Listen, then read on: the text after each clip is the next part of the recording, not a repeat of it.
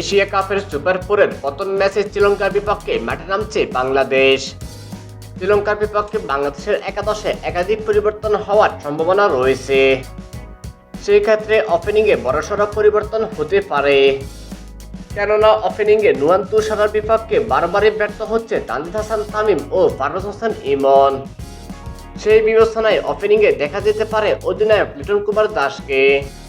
ওপেনিংয়ে অধিনায়ক লিটন কুমার দাসের সঙ্গী হবেন গত ম্যাচে 50 করা তানজিদ হাসান তামিম। নাম্বার 3-এ থাকবেন গত ম্যাচে ওপেনিং করা সাইফ হাসান। এরপরে নাম্বার 4-এ দেখা যেতে পারে তাওহিদ হৃদয়কে। যদিও এখনো পর্যন্ত এশিয়া কাপে জ্বলে উঠতে পারেননি এই ব্যাটার, তবুও তার উপরই ভরসা রাখবে টিম ম্যানেজমেন্ট। নাম্বার 5-এ খেলবেন শামীম হোসেন পাটোয়ারি। নাম্বার 6-এ জাকির আলী অনেকের জায়গায় দেখা যেতে পারে উইকেটরক্ষক ব্যাটার নুরুল হাসান সোহানকে। এরপরই নাম্বার 7-এ থাকবেন লেগ স্পিনার মোহাম্মদ রিশাদ হোসেন। তবে নাম্বার 8-এ শেখ মেহেদী হাসানের জায়গায় থাকতে পারে বাঁহাতি স্পিনার নাসুম আহমেদ।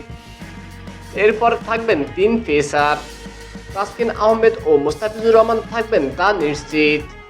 তাদের সঙ্গে হবেন গত ম্যাচে একাদশের জায়গায় না পাওয়া তানজিম হাসান সাকিব। তো দর্শক, শ্রীলঙ্কার বিপক্ষে একাদশে কাকে দেখতে চান তা জানিয়ে দিন কমেন্ট করে।